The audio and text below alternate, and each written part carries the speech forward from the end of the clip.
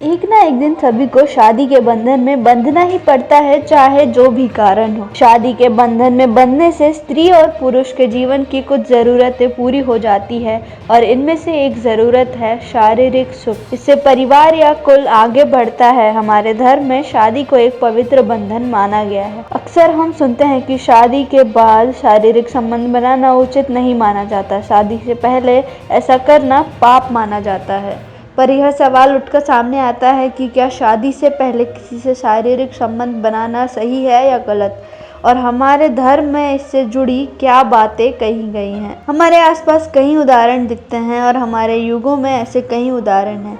मेनका, उर्वशी, शकुंतला, कुंती, सुभद्रा, रुक्मिणी आदि के विवाह से पूर्व शारीरिक संबंध बनाने की बात की गई है। हमारे वेदों में भी कहा गया है कि विवाह के बाद अपनी पत्नी के साथ ही संबंध बनाने को ही उचित माना गया है। सामाजिक दृष्टि और ग्रंथों के अनुसार बिना विवाह के शारीरिक संबंध बनाना पाप है। आज के समय में भी लोग बिना विवाह के संबंध बनाते हैं।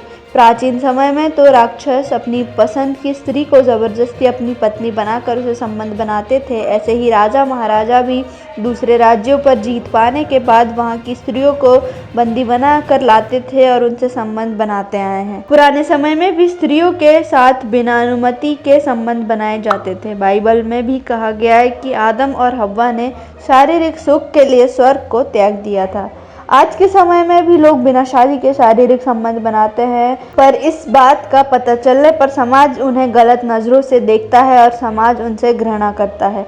अगर स्त्री और पुरुष दोनों की इच्छा हो और दोनों संपूर्ण रूप से तैयार हो तो इसको गलत नहीं कहा जा सकता, पर संबंध बनाने के बाद दोनों लोगों को उसके परिणाम भोगने के लिए तैयार होना होगा।